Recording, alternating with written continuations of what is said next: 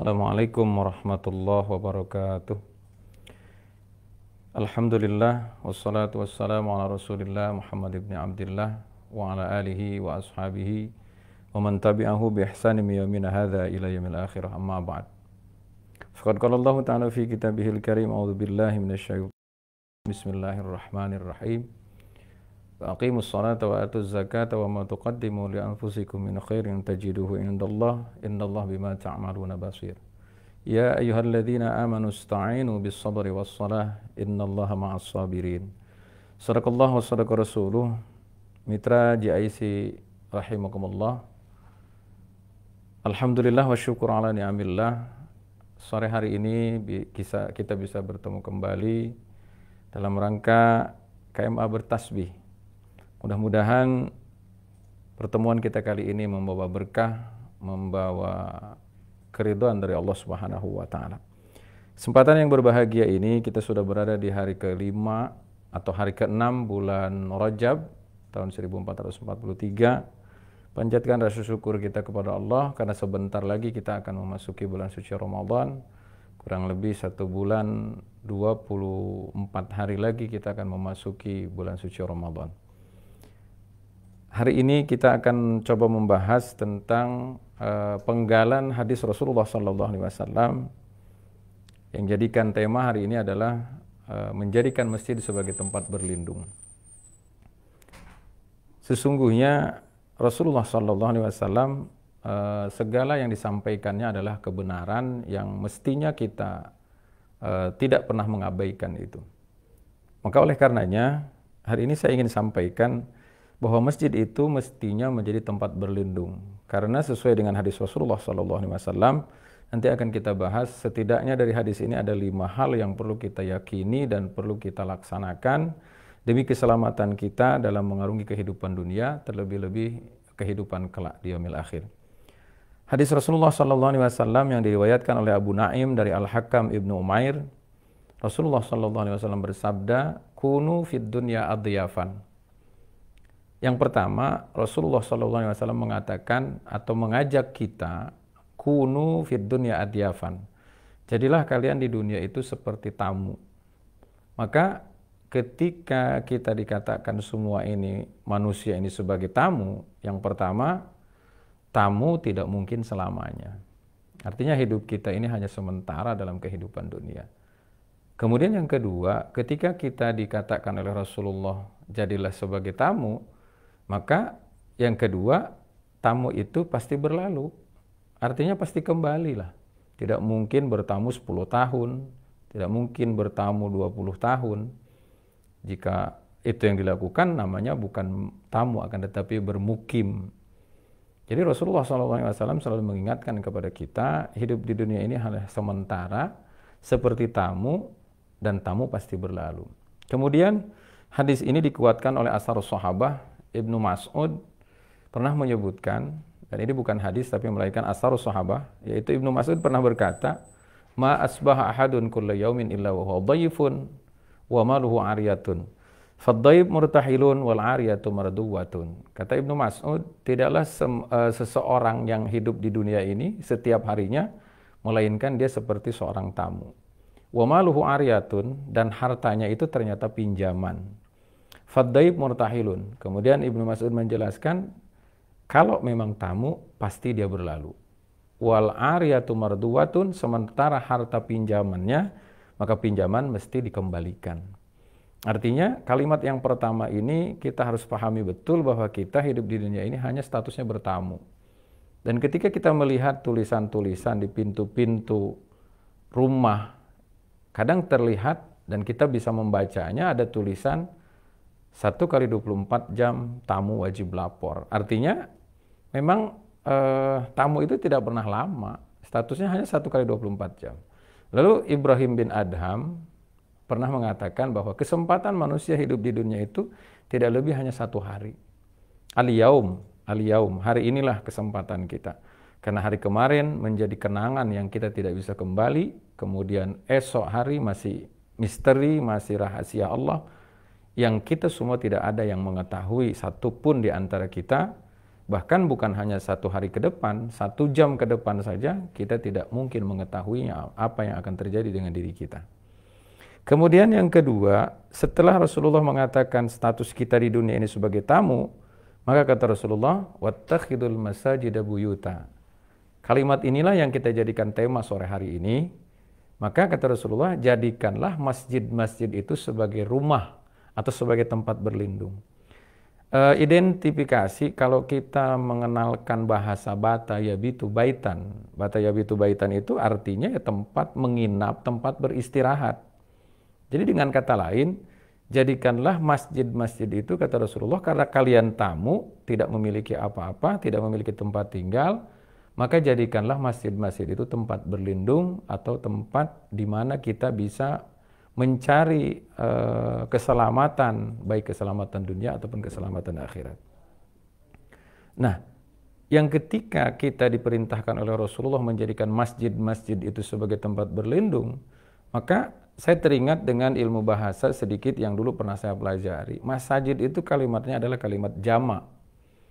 Artinya, semua masjid mestinya dan seharusnya dijadikan tempat berlindung. Nah, hari ini ada beberapa orang atau oknum lah yang kadang berusaha menutup masjid tidak boleh dipergunakan untuk beribadah, untuk sholat berjamaah. Padahal sebenarnya masjidlah satu-satunya tempat yang dijamin keamanannya oleh Allah Subhanahu wa Ta'ala. Jika hari ini kita digalakkan prokes dan selainnya, jika kita hari ini digalakkan untuk cuci tangan, kemudian mengenakan masker dan lain sebagainya, itu adalah sebagai usaha lahiriah. Akan tetapi jauh sebelumnya Islam telah mengajarkan kepada kita untuk menjaga kesucian, bukan hanya menjaga kebersihan. Yaitu Rasulullah selalu mengajarkan dengan kalimat dawamul wudu, melanggengkan wudu, terus menerus dalam keadaan suci, maka insya Allah akan dipelihara oleh Allah Subhanahu wa Ta'ala. Lalu bagaimana mungkin hari ini tempat yang dianggap suci oleh umat Islam di seluruh dunia yaitu masjid-masjid itu justru bahkan oleh orang-orang yang tidak bertanggung jawab hari ini masjid tidak boleh diisi, masjid ditutup, na'udzubillah, summa na'udzubillah min dzalik.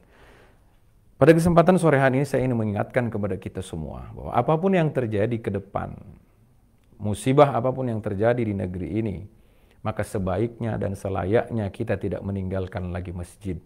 Lakukan sholat berjamaah, lakukan sholat Jum'ah.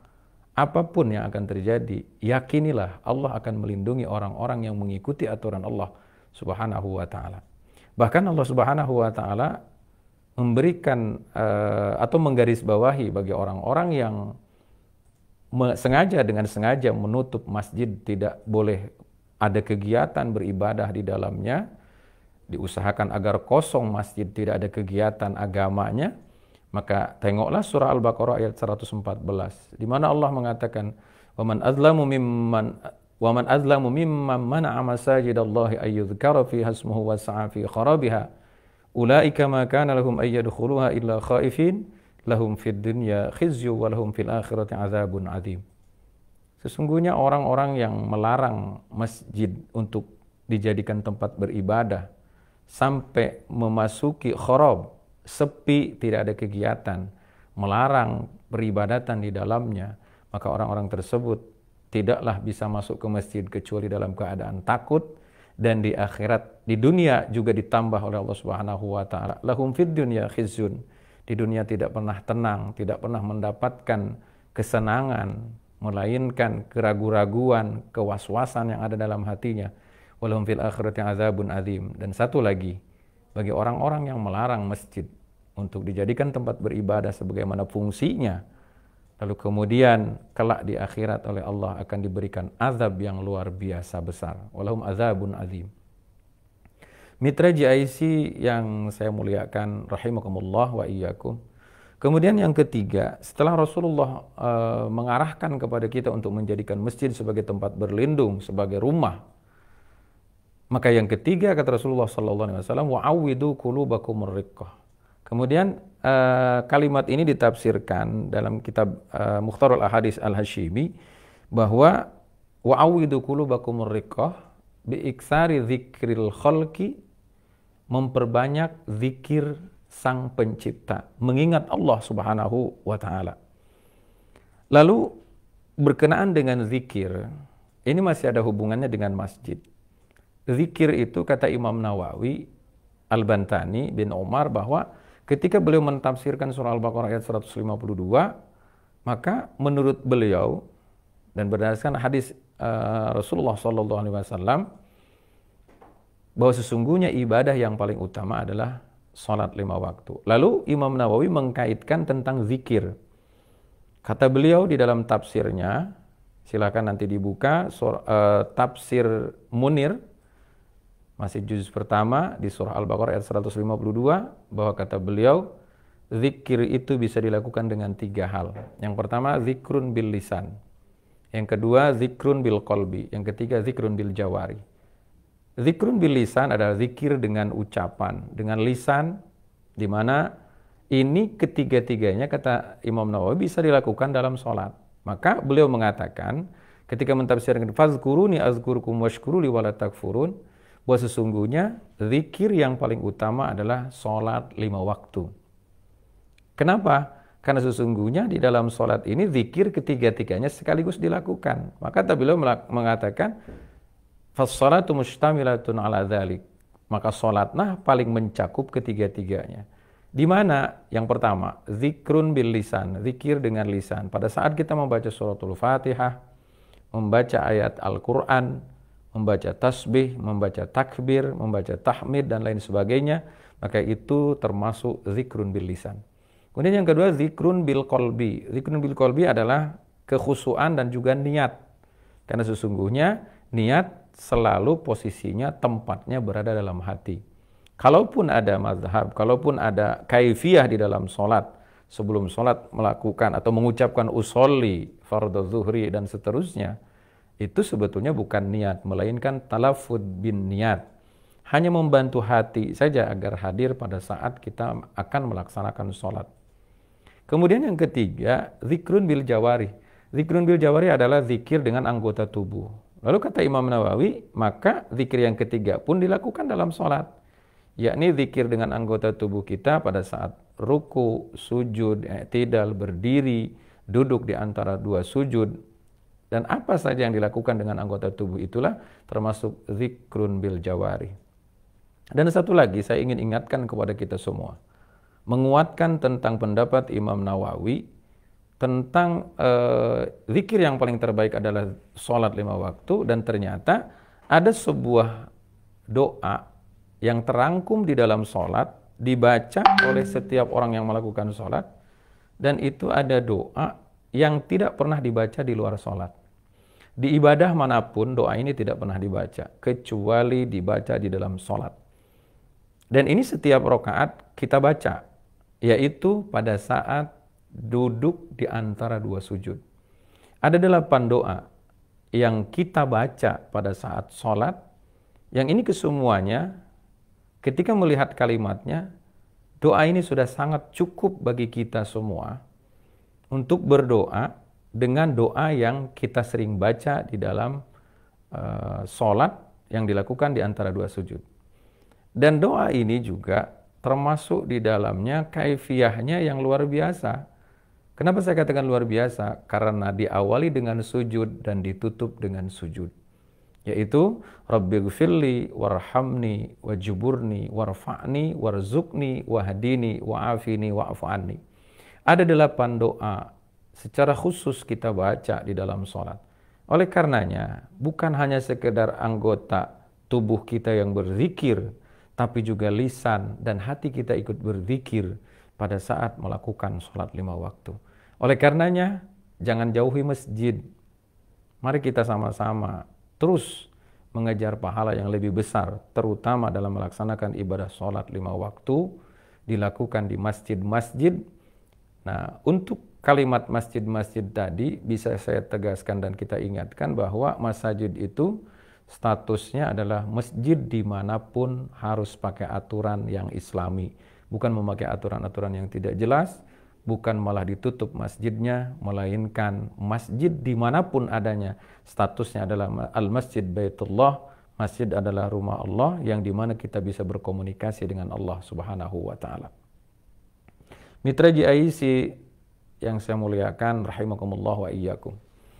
Yang keempat, setelah Rasulullah SAW mengarahkan kepada kita tentang perbanyak zikir kepada Allah, dan tadi sudah saya jelaskan tentang zikir yang paling utama adalah zikrun bil qalbi, zikrun bil lisan, zikrun bil jawari, yaitu zikir yang paling sempurna adalah sholat 5 waktu. Dan bagi laki-laki, sholat 5 waktu lebih utama dilakukan secara berjamaah dan juga di masjid dilakukannya.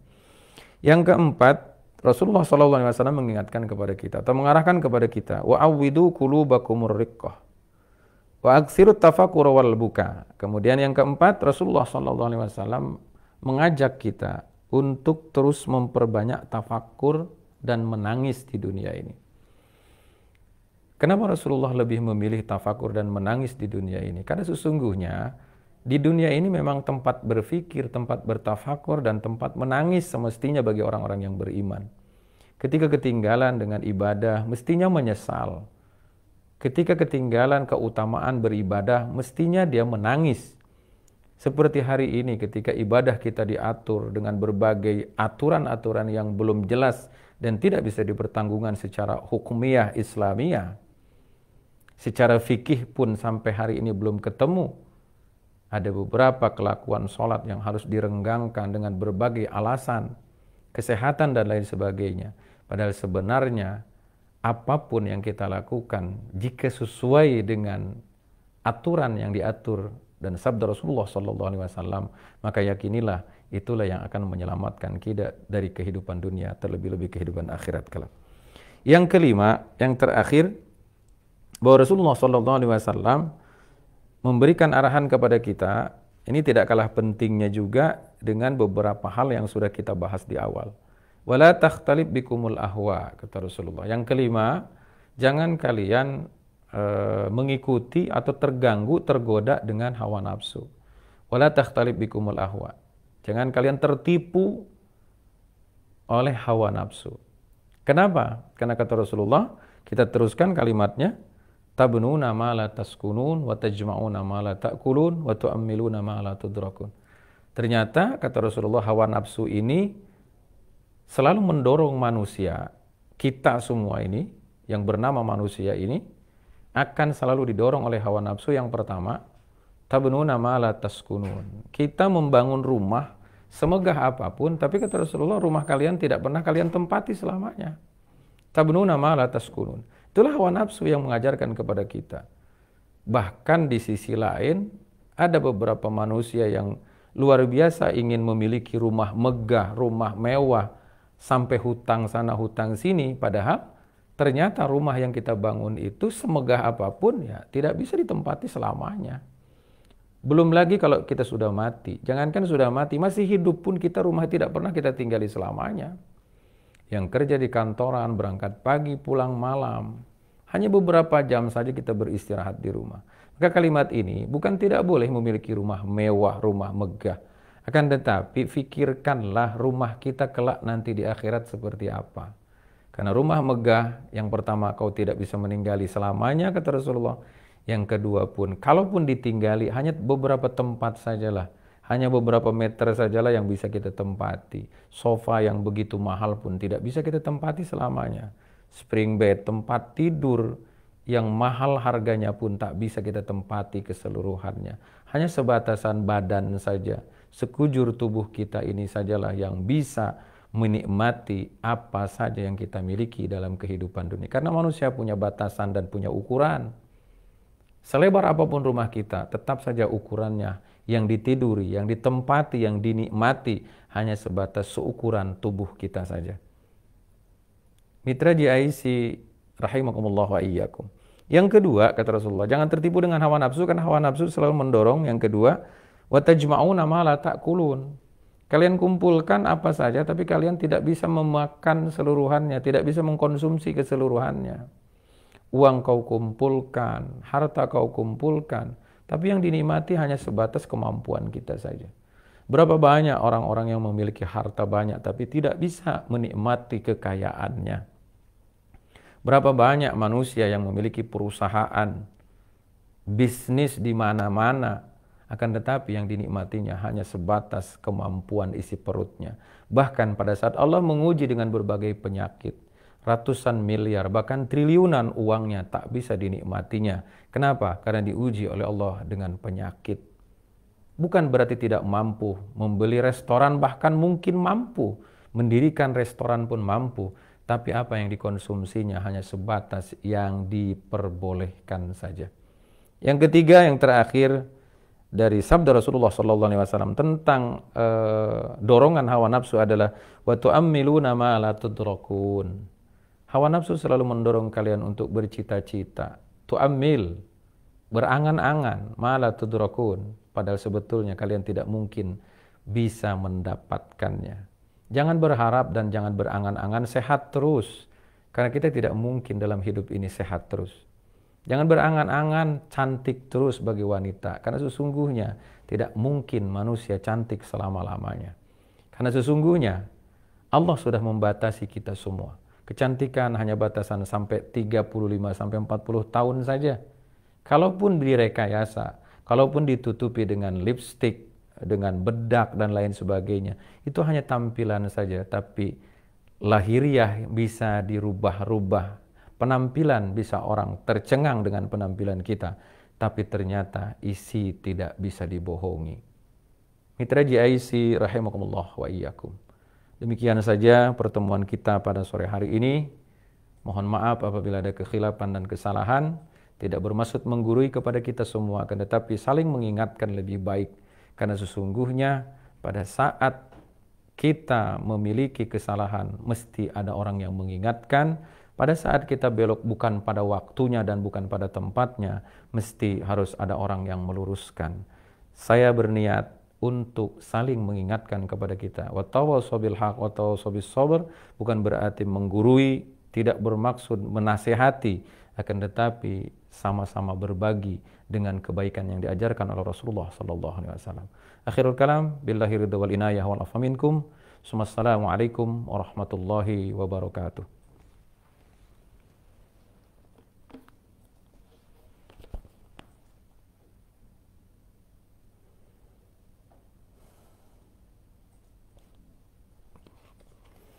Allahu akbar, la ilaha illallah.